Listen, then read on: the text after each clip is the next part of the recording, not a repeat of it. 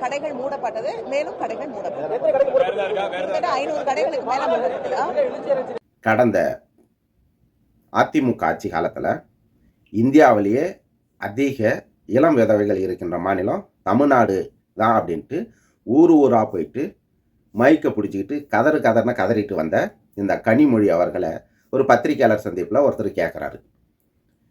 பக்கத்தில் தொழில்துறை அமைச்சர்ன்ட்டு ஒருத்தர் உக்காந்துருக்கிறாரு. டிஆர்பி ராஜா, டிஆர் பாலுடைய மகன். கேள்வி கேட்கறது தூத்துக்குடி பாராளுமன்ற உறுப்பினரான கனிமொழி கிட்ட. கேள்வி அவங்க பத்திரிகையாளர் கேட்குறாங்க, பதில் அவங்க சொல்கிறாங்க.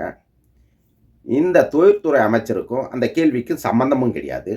இவர் முந்திக்கிட்டு வந்து வேற ஏதாவது கேள்வி இருக்கா அப்படின்ட்டு மிரட்டுற துணியில் அந்த பத்திரிகையாளர்கிட்ட பேசுகிறாரு. திமுகனாவே அராஜகம், ரவுடிசம், திமுகவில் இருக்கிறது முக்கால்வாசி பேர் குண்டர்கள் தான் அப்படின்றது ஒவ்வொரு இடத்துலையும் மக்கள் உலகத்துக்கு எடுத்து காமிக்கிறாங்க.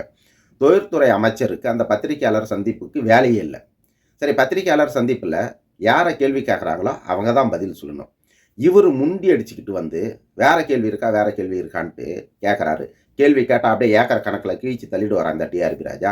பத்திரிகையாளர் சந்திக்கும் போது தான் தெரியுது இந்த திமுகவினருடைய தகுதி என்ன, இவங்களுடைய கல்வி அறிவு என்ன, மக்கள் மேலே இருக்கிற இவங்களுக்கு உண்டான பற்று என்ன அப்படின்றது ஒவ்வொரு பத்திரிகையாளர் சந்திப்புல தான் தெரிய வருது. நிறையா கடைகளை மூடி இருக்கிறோம், படிப்படியாக நாங்கள் மூடுவோம் அப்படின்ட்டு.